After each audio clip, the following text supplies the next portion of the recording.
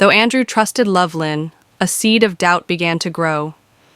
He started to feel uneasy about her constant proximity to Pastor Gabriel, who often praised Lovelyn in church for her dedication to the Lord's work. One Friday night, Lovelyn prepared to leave for yet another night vigil. As she gathered her Bible and headscarf, Andrew suggested they pray together before she left. Lovelyn hesitated for a moment, but eventually agreed. During the prayer, Andrew couldn't shake off the feeling that something was amiss. That night, Andrew decided to surprise his wife at the church. He thought perhaps joining her at the vigil would strengthen their bond. Quietly, he dressed and drove to the church, parking his car a short distance away. As he approached the church compound, he noticed it was unusually quiet. The main hall was locked, and the lights were off. Confused, he decided to check the pastor's office.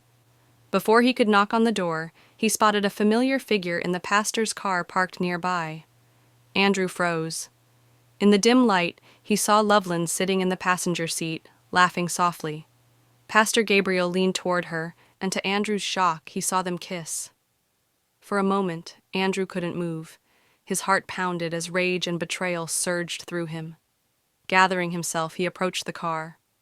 Lovelyn and Pastor Gabriel, too engrossed in their moment, didn't notice him until he rapped sharply on the window. The startled pair looked up, their faces pale with fear. Lovelyn's Bible fell to the floor as she opened the car door, trying to explain. "Andrew, it's not what it looks like," she stammered, but her voice wavered. Andrew's voice was cold.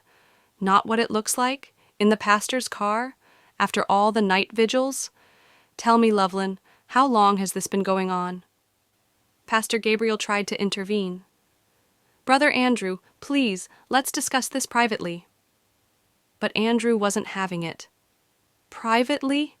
You've been counseling me about my marriage while sleeping with my wife. How dare you?"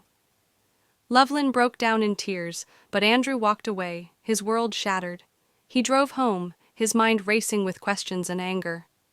How could Lovelyn betray him? How could the man he trusted as his spiritual guide be part of this deception? As Andrew sat in the darkness of their living room, Lovelyn returned home hours later.